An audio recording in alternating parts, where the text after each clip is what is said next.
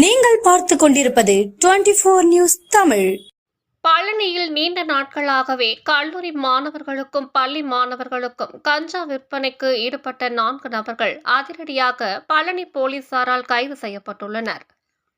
திண்டுக்கல் மாவட்டம் பழனி காவல்துறை துணை கண்காணிப்பாளர் தனஞ்சயன் அதிரடி உத்தரவின் பேரில் காவல் ஆய்வாளர் மணிமாறன் வலியுறுத்தலின்படி நகர காவல் சார்பு ஆய்வாளர் விஜய் மற்றும் காவலர்கள் ரோந்து பணிகளில் ஈடுபட்டுக் கொண்டிருந்த பொழுது பழனி ஆண்டவர் கலைக்கல்லூரி அருகே சந்தேகத்தின்படி நின்று கொண்டிருந்த அப்பர் தெருவை சேர்ந்த நாகேந்திர பிரசாத், புதுநகர் மருதூர் தட்டாங்குளம் பீட்டர் ஜீவன், தட்டாங்குளம் வெங்கடேசன் ஆகிய 4 நபர்களிடம் இருந்து பள்ளி மற்றும் கல்லூரி மாணவர்களுக்காக விற்பனைக்கு வைக்கப்பட்டிருந்த 100 கிராம் கஞ்சா மற்றும் இருசக்கர வாகனங்கள் பறிமுதல் செய்து அவர்கள் மீது வழக்கு பதிவு செய்து நீதிமன்றத்தில் ஆஜர்படுத்தி சிறையில் அடைக்கப்பட்டனர்.